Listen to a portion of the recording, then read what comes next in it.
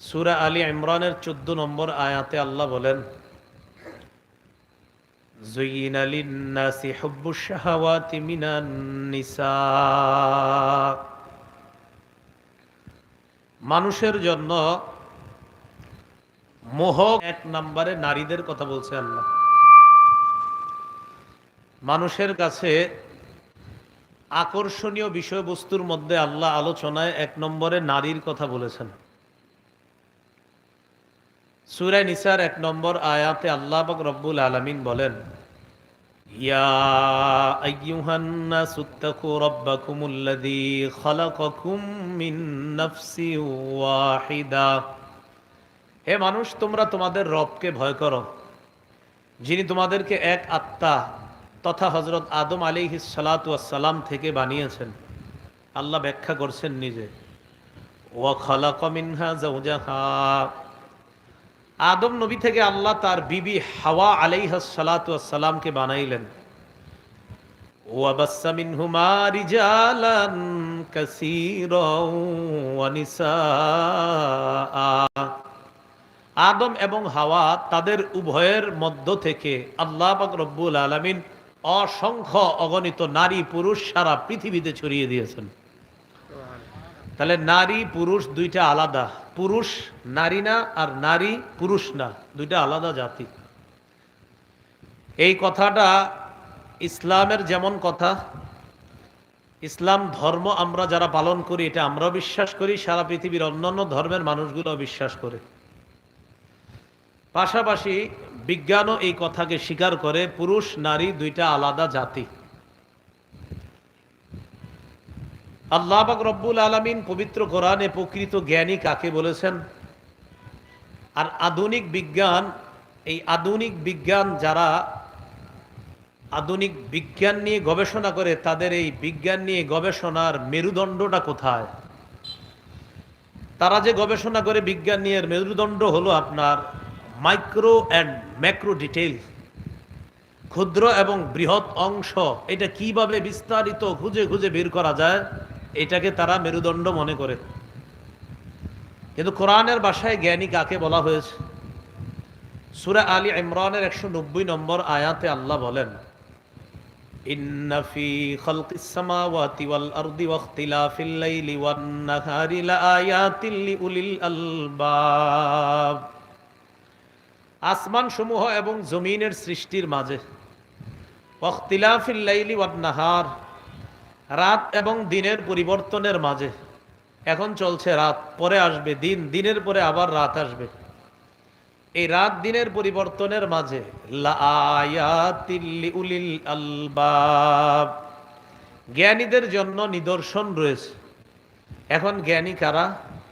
আল্লাহ বলেন, আল্লাযীনা ইয়াযকুরুনাল্লাহা কিয়ামা। জ্ঞানী হলো তারা যারা দাঁড়িয়ে আল্লাহকে স্মরণ করে, যারা দাঁড়িয়ে আল্লাহকে স্মরণ করে, আল্লাহর জিকির করে। ওয়া কুউদা, যারা বসে বসেও আল্লাহকে স্মরণ করে, আল্লাহর জিকির করে।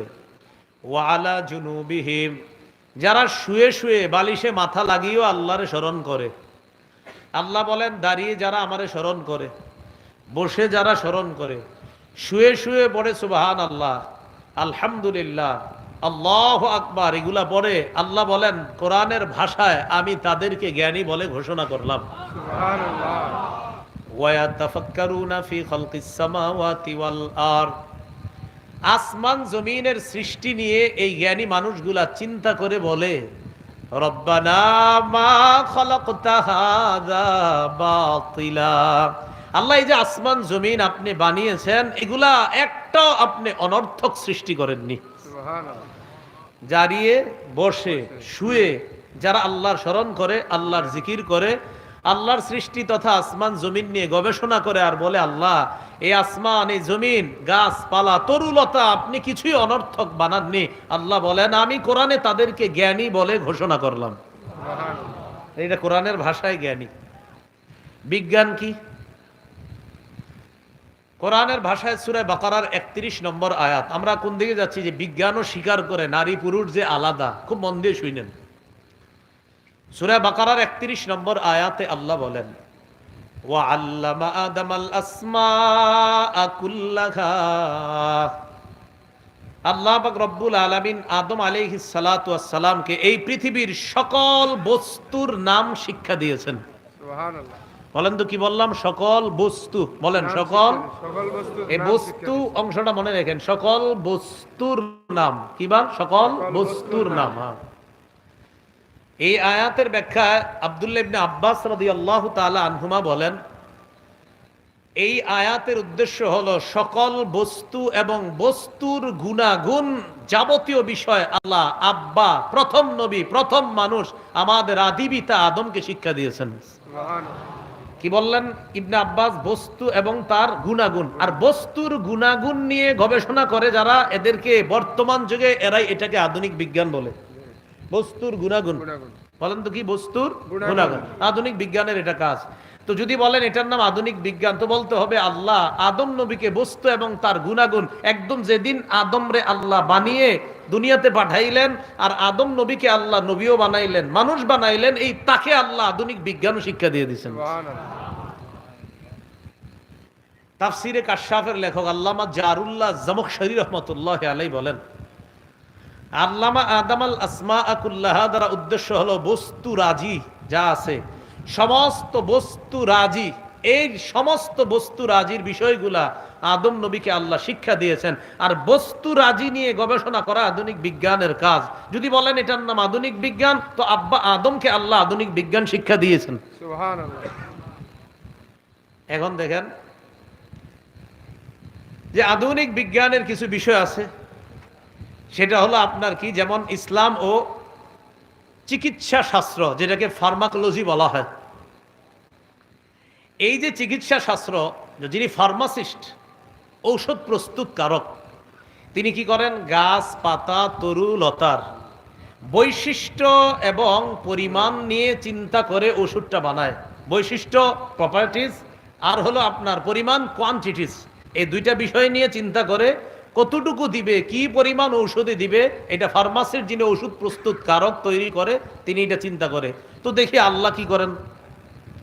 সূরা হিজরের 21 নম্বর আয়াতে আল্লাহ বলেন, ওয়া ইম মিন শাইইন ইল্লা ইনদানা খাযাইনু ওয়া মা নুনাজ্জিলুহু ইল্লা বিকদারিম মা'লুম। সুবহানাল্লাহ। সারা পৃথিবীর সব কিছুর খাজানা আমি আল্লাহর কাছে। গাছপালা, তরু লতা, চিকিৎসা বিজ্ঞানে তোমরা যা গবেষণা করে ঔষধ বানাও, কি পরিমাণ আর কি বৈশিষ্ট্য হবে, সব খাজানা আমার কাছে। এই খাজানা থেকে পরিমাণ অনুযায়ী আমি আল্লাহ নাজিল করি। সুবহানাল্লাহ। তো চিকিৎসা বিজ্ঞান সেটাও বলেন, বলতে হবে কোরআন থেকে নিছেন। যদি বলেন হুজুর এই যুগে আমরা বানাইছি, না, কোরআন তো আল্লাহ ১৫০০ বছর আগে দিয়েছেন। তো এটা কিভাবে আপনি এখন বলেন? এরপরে আপনি বলবেন টেকনোলজি, প্রযুক্তি। প্রযুক্তি বা টেকনোলজি যেটা আমরা বলি, সেটার মধ্যে আপনার আছে ও টেকনোলজি, কাঠ প্রযুক্তি, ইলেকট্রিক্যাল টেকনোলজি, বৈদ্যুতিক প্রযুক্তি, মেকানিক্যাল টেকনোলজি। আপনার মেকানিকরা যে কাজ টাজ করে এই প্রযুক্তিগুলা।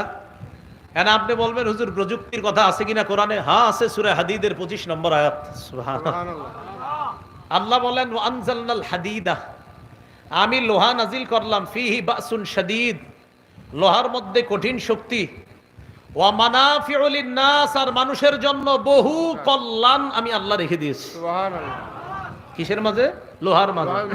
আচ্ছা, এবার স্টিল টেকনোলজি, যেটা ইস্পাত প্রযুক্তি। সারা পৃথিবীতে বর্তমানে তারা এগিয়ে যারা ইস্পাত প্রযুক্তিকে কাজে লাগাচ্ছে, এটা স্টিল টেকনোলজি।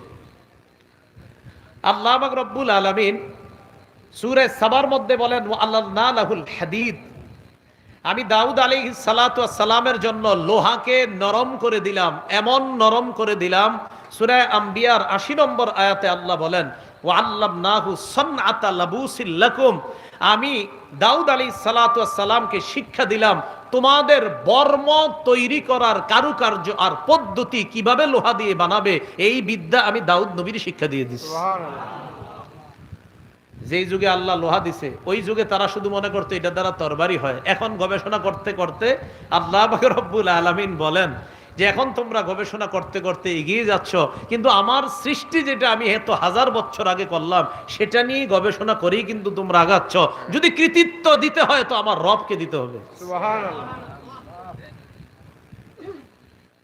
ইলেকট্রিক্যাল টেকনোলজি, যেটা আপনার বৈদ্যুতিক প্রযুক্তি, দেখেন আপনি যত প্রযুক্তি বলবেন এই সব এরা গবেষণা করতেছে কোত্থেকে? আল্লাহ খনিজ পদার্থের কথাও কোরআনে বলছেন। তো সেখান থেকে আপনি এটা, এরপরে জিওলজি, প্রাণীবিদ্যা, হ্যাঁ এটা নিয়ে পরে অনেকে। সূরা গাশিয়ার 17 নম্বর আয়াত, খতিব সাহেবরা প্রায় জুমার দ্বিতীয় রাকাতে এই আয়াত সূরাগুলা পড়ে। আপনার সূরা গাশিয়াটা প্রায় দ্বিতীয় রাকাতে পড়ে দেখবেন। আফালা ইয়ানজুরুনা ইলাল ইবিলি কাইফা খুলিকাত, তারা কি ওটের দিকে দেখে না কিভাবে এই ওটকে সৃষ্টি করা হয়েছে? জিওলজি বা প্রাণীবিদ্যা যারা এটা নিয়ে পড়াশোনা করে তাদের কাজ, তারা চিন্তা ভাবনা করে জিরাফের গলা লম্বা কেন, আরেকটার গলা ছোট কেন, ওটের পা এত লম্বা কেন, গরুর পা এটার তুলনামূলক আরেকটার চেয়ে বেশি কম কেন, এটা নিয়ে চিন্তা করে। তো আল্লাহ তো বলেই দিয়েছেন, এরা কি ওটের দিকে লক্ষ্য করে না? ওট নিয়ে গবেষণা করে না যে এটা কিভাবে বানানো হলো? যদি বলেন প্রাণীবিদ্যা আমাদের আবিষ্কার, না, রব 1500 বছর আগে বলছে ওটের দিকে চিন্তা করে দেখো না এটা কিভাবে বানাইলাম। অতএব প্রাণীবিদ্যার কৃতিত্ব যদি দিতে হয় আমার রবকে দেন। সুবহানাল্লাহ। এটা জিওলজি। এরপরে আসেন যেটা ছাত্ররা পড়াশোনা করেন আপনারা, কেমিস্ট্রি, ফিজিক্স, এ তো রসায়নবিদ্যা আর পদার্থবিদ্যা। আচ্ছা, রসায়নবিদ্যার কাজ কি? সকল বস্তুর অংশ ও উপাদানের কার্যকারিতা সম্পর্কে জ্ঞান লাভ করা, উপলব্ধি লাভ করা। ফিজিক্সের কাজ কি? কোন বস্তুর কার্যকর শক্তির সুশৃঙ্খল অধ্যয়ন করা, এটা ফিজিক্সে আপনারা এটা করেন। যাই হোক, তো রসায়ন যেটা যেটা কেমিস্ট্রির কাজ কারবার, এই রসায়ন বিদ্যা এটা নিয়ে যদি আমরা গবেষণা করেন, এখন ছাত্রদেরকে আপনি পড়াইতেছেন বসে বসে রসায়ন বিদ্যা, কথার কথা। এখন রসায়ন বিদ্যা পড়াচ্ছেন আর সামনে একদল পর্দানিসীন মেয়ে বসা, আর বললেন শোনো আমি তোমাদের বাবার মতো, তোমরা আমার মেয়ের মতো, তোমাদের মুখ ঢাকতে হবে না। আর আমি পড়াচ্ছি কি? কথার কথা রসায়ন বিজ্ঞান। রসায়ন বিজ্ঞান বলছে নারীদের মধ্যে সৃষ্টিগতভাবে আল্লাহ একটা অ্যাসিড দিয়েছে বা অম্ল দিয়েছেন, পুরুষদের মধ্যে আল্লাহ জন্মগতভাবে একটা অ্যালকালি দিয়েছে তাদের মধ্যে। নারীদের এই অ্যাসিডিকের কারণে, অম্লের কারণে তারা টকের প্রতি বেশি আসক্ত হয়। পুরুষদের মধ্যে ওই অ্যালকালি বেশি থাকার কারণে তারা মিষ্টির প্রতি বেশি আসক্ত হয়। রসায়ন বিদ্যা প্রমাণ করে নারীর ওই অ্যাসিড আর পুরুষের অ্যালকালি উভয়ের প্রতি আকর্ষণ সৃষ্টি হয়। এটা রসায়ন বিদ্যায় শিক্ষা দিচ্ছে। আর এটা আপনি নিয়ে বলতেছেন তোমরা আমার মেয়ের মতো, আমি তোমার বাবার মতো। আর বিদ্যা বলছে না, সে তোমার মেয়ে না, তুমি তার বাবা না, সার প্রতি তোমার আকর্ষণ আছে এবং তার অন্তরেও তোমার প্রতি আকর্ষণ হতে পারে। অতএব পর্দা করা ফরজ। আপনি পড়াচ্ছেন রসায়ন বিদ্যা, সেটা আপনাকে বলছে দুইজনের আলাদা আকর্ষণ আছে। তো আপনি আকর্ষণ আছে, এটা তো আপনার বিদ্যা আপনাকে বলে দিচ্ছে। এখন কোরআন বললাম না রসায়ন বিদ্যার কথা, এটা বিদ্যা বলে দিচ্ছে। হ্যাঁ, এবার কোরআনে রসায়ন বিদ্যার কথা আছে কিনা এটা হলো কথা। সূরা ইউনূসের 101 নম্বর আয়াতে আল্লাহ বলেন উনজুরু মা ফিস সামাওয়াতি ওয়াল আরদ, আসমান জমিনের মধ্যে কি রহস্য নিহিত আছে এগুলা নিয়ে তোমরা গবেষণা করো। সুবহানাল্লাহ। এটা আল্লাহ পাক রব্বুল আলামিন বলে দিয়েছেন। আলোচনাগুলা এতটুকু বুঝে থাকলে আপনারা বলেন কোরআন সুন্নাহ শুধু পর্দা করতে বলে? কোরআন সুন্নাহ কি শুধু বলছে যে নারী পুরুষের প্রতি আলাদা আকর্ষণ আছে আর পুরুষের প্রতি নারীর আকর্ষণ, এটা কোরআন সুন্নাহ শুধু বলছে না আপনার বিজ্ঞানও বলছে? বিজ্ঞানও বলছে। এটা বুঝে থাকলে আমাদের এই কথা স্পষ্ট হয়ে গেল যে দুই জাতি একদল আরেক দলের প্রতি আকর্ষণ সৃষ্টি হওয়া এটা জন্মগতভাবে, এটা স্বভাবগতভাবে। অতএব এই বিষয়টা আমরা সকলে মেনে নিব। আমরা ইসলাম ধর্ম যারা বিশেষ করে পালন করি, চাই আমি মাদ্রাসায় পড়ি, স্কুল কলেজ ইউনিভার্সিটি যেখানে পড়ি, অন্তত এটা স্বীকার করব এক শ্রেণীর প্রতি আরেক শ্রেণীর আকর্ষণ যেহেতু আছে, এই জন্য উভয় শ্রেণীকে আল্লাহ পর্দার বিধান দিয়েছেন। সুবহানাল্লাহ। এখন কোরআন কি বলে দেখি আমরা। সূরা আহজাবের 36 নম্বর আয়াতে আল্লাহ বলেন ওয়ামা কানা লিমুমিনিন ওয়ালা মুমিনাতিন ইযা কাদাল্লাহু ওয়া রাসূলুহু আমরান আইয়াকুনা লাহুমুল খিয়ারাতু মিন আমরিহিম। কোন মুমিন পুরুষ আর কোন মুমিনা নারীর জন্য উচিত না আল্লাহ আর তার রাসূল কোন সিদ্ধান্ত দেওয়ার পর তাদের এটা গ্রহণ করা না করার ইচ্ছাধিকার থাকাটা উচিত না। আবার বলছি, আল্লাহ সিদ্ধান্ত দিছে, নবী দিছে, কোন মুমিন নারী পুরুষের জন্য এই স্বাধীনতা নাই আমি এটা গ্রহণ করতেও পারি নাও পারি না। মুমিন নারী পুরুষ আল্লাহ আর তার নবীর সিদ্ধান্ত গ্রহণ করতেই হবে। ইচ্ছাধিকার নাই যে আমার ইচ্ছা আমি কি করব না করব না। না, যদি বলেন আমি ইমানদার, যদি বলেন আমি ইমানদার পুরুষ, আমি ইমানদার নারী, আল্লাহ বলছেন তাহলে তুমি এই অধিকার নাই, আমি ফয়সালা দিয়েছি, আমার নবী সিদ্ধান্ত দিয়েছে, আর তুমি বলবা আমি গ্রহণ করতেও পারি নাও করতে পারি। আল্লাহ কয় না, এই স্বাধীনতা নাই। আমার সিদ্ধান্ত আর আমার হাবিবের সিদ্ধান্ত, যদি ইমানদার হও তোমাকে মেনে নিতে হবে। সুবহানাল্লাহ। এটা বললেন, এটা সূরা আহজাবের 36। এবার সূরা আহজাবের 33 নম্বর আয়াতে আল্লাহ কি বলেন দেখেন, ওয়াকারনা ফি বুয়ুতিকুন্না ওয়ালা তাবাররাজনা তাবাররুজাল জাহিলিয়াতিল উলা। নবীর বিবিদের মাধ্যমে সারা পৃথিবীর নারীদেরকে, একটু সবাই মন দিয়ে শুনেন, আমাদের ছাত্র সমাজ যারা আছেন স্কুল কলেজেরও আপনারা মন দিয়ে শুনেন, আশা করি বিষয়গুলো ভবিষ্যতে আপনাদের সমস্যা হবে না। একটু মন দিয়ে শুনেন। নবীর বিবিদের মাধ্যমে সারা পৃথিবীর নারীদেরকে আল্লাহ বলছেন করনা, অবস্থান করো, ফি বুয়ুতিকুন্না, তোমাদের ঘরে, ওয়ালা তাবাররাজনা তাবাররুজাল জাহিলিয়াতিল উলা, প্রাক জাহিলি যুগের নারীদের মতো তোমরা অশ্লীল ভাবে রাস্তায় বের হবে না। এই সিদ্ধান্তটা আল্লাহর। কার বলেন? আল্লাহ। তাহলে মুমিন নারীদেরকে আল্লাহ একটা সিদ্ধান্ত দিচ্ছেন, তোমরা ঘরে থাকবা, জাহিলি যুগের নারীদের মতো তোমরা রাস্তায় বের হবে না, এটা আল্লাহ সিদ্ধান্ত দিলেন। এমন কথা হলো আমাদের মা বোনরা তো প্রয়োজনে বাহিরে যাবে, পাসপোর্ট, আইডেন্টি কার্ড, জন্ম নিবন্ধন, উমরা, হজ, এটার জন্য তারা বাহিরে যেতে হবে। তো বাহিরে যাওয়ার সময় আল্লাহ বলছে জাহিলি যুগের মতো যাবে না। হ্যাঁ, তাহলে কিভাবে যাবে? জাহিলি যুগের মতো আল্লাহ বের হইতে নিষেধ করছে। এখন প্রশ্ন, হুজুর তাহলে কিভাবে যাবে? এই জবাব আল্লাহ সূরা নিসা, সূরা আহজাবের 59 নম্বর আয়াতে দিচ্ছেন। আল্লাহ বলেন, ইয়া আইয়ুহান নাবিয়্যু কুল লিআজওয়াজিকা ওয়া বানাতিকা ওয়া নিসাইল মুমিনিনা ইউদনিনা আলাইহিন্না মিন জালাবিবিহিন্না। হে নবী, আপনি বলেন লিআজওয়াজিকা, আপনার বিবিদেরকে, ওয়া বানাতিকা, আপনার কন্যাদেরকে, ওয়া নিসাইল মুমিনিনা, মুমিনদের নারীদেরকে। আমাদের নারী মানি আমাদের মা, আমাদের বোন, আমাদের বিবি, আমাদের কন্যা। মুমিনদের নারীদেরকে আপনি বলুন, ইউদিনিনা, তারা যেন টেনে